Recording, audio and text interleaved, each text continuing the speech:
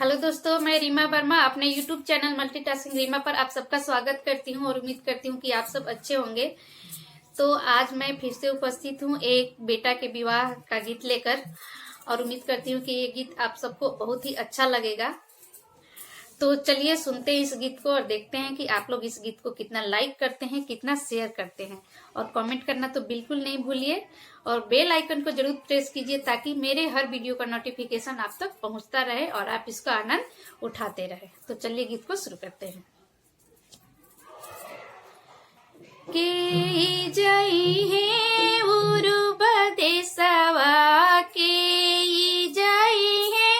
पूर्व देशवा, के जई है उरुब देशवा, के जई है पूर्व देशवा, हर के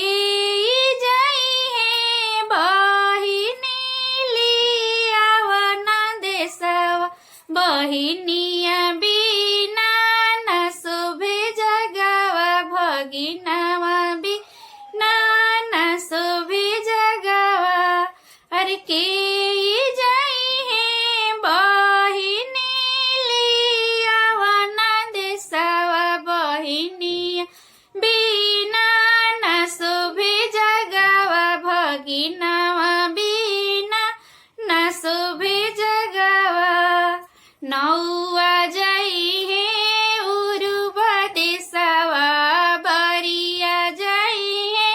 पूर्व देशवा, नौआ जई है उरुब देशवा,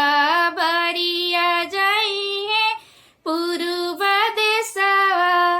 अरे भैया जई है बहिनी लियावन देशवा, बहिनिया बिना न शोभे जगवा, भगिनवा बिना न शोभे जगवा, अरे भैया जई है बहिनी लियावन देशवा, बहिनिया बिना न शोभे जगवा, भगिनवा बिना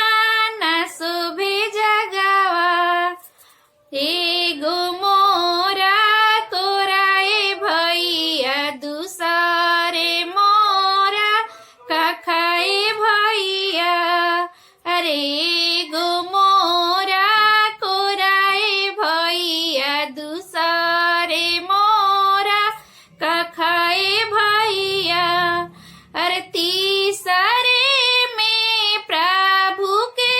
दुलारी हो भैया, कैसे जइबो तोहरा देशवा, अरे तीसरे में प्रभु के दुलारी भैया, कैसे जइबो तोहरा देशवा, एगो के लेबो कोराए बहिनी, दूसरे लेबो कखाए बहिनी, एगो के लेबो कोराए बहिनी, दूसरे लेबो कखाए बहिनी, अरे तोहे लेबो डोलिया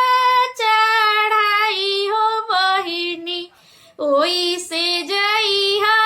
हमारा देशवा, अरे तोहे लेबो डोलिया चढ़ाई हो बहिनी, ओई से जइहा हमारा देशवा। तो दोस्तों, ये आप सबको गीत कैसा लगा? प्लीज इसे लाइक कीजिए, शेयर कीजिए और कमेंट करना तो जरूर बिल्कुल भूलिए नहीं, कमेंट करके जरूर बताइए। अच्छा नहीं लगे तो डिसलाइक कीजिए, लेकिन डिसलाइक करने का कारण जरूर बताइएगा और बेल आइकन को प्रेस कीजिए ताकि हमारे हर वीडियो का नोटिफिकेशन आप तक पहुंचता रहे। Thanks for watching.